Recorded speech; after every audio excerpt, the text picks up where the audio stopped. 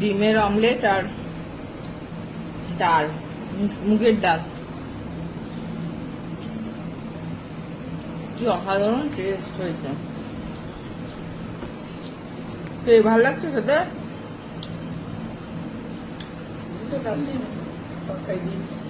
আর ডিমের অমলেটে ঢেলে লঙ্কা দিয়েছি, কারণ ডালে একটু লঙ্কা দিইনি। এবং মুখে পড়ছে, আহা ঝাল লাগছে, দারুণ। আরেকজন লঙ্কা দিতে বলেছে, বলে লঙ্কাগুলোকে বাক্সে বললো লঙ্কা দিতে, দিয়ে এখন লঙ্কা বাচ্চা। চলো খেয়ে গুবলু খাবে, গুবলু লঙ্কা মুখে পড়ছে, কি ঝাল লাগছে। মানে ওখান থেকে এসেই হাত পা ধুয়েই খেতে বসে পড়েছি, কারণ প্রচন্ড খিদে ছিল, প্রচন্ড খিদে পেয়ে গেছিল। চলো খেয়ে নি শান্তিতে।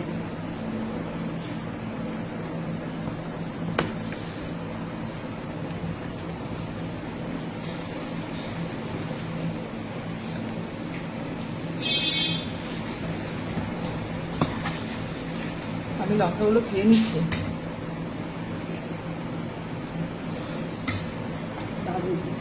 লঙ্কার একটা ঝাল ভালোই লাগে, ডালে বিন্দু মাত্র ঝাল নেই না।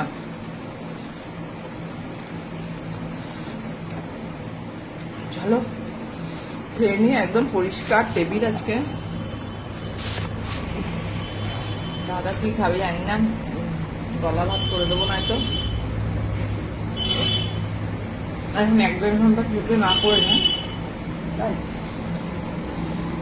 ওষুধ খাবে, আইসক্রিম খাবে, তারপর ওষুধ খাওয়ার পর আইসক্রিম খাবে।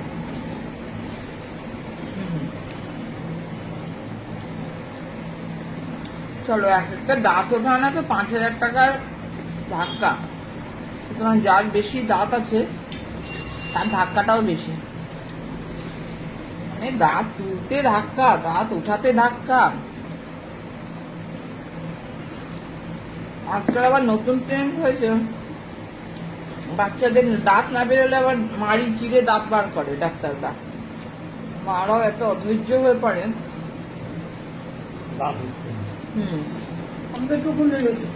না মাড়ি কাটেনি, কি হয়, মাড়িটা যখন ফেটে দাঁতটা ওঠে বাচ্চাদের, তখন খুব ব্যথা হয় ওদের, খুব কান্নাকাটি করে। আমরা ইউকে ওষুধ খাইয়েছিলাম দুজন।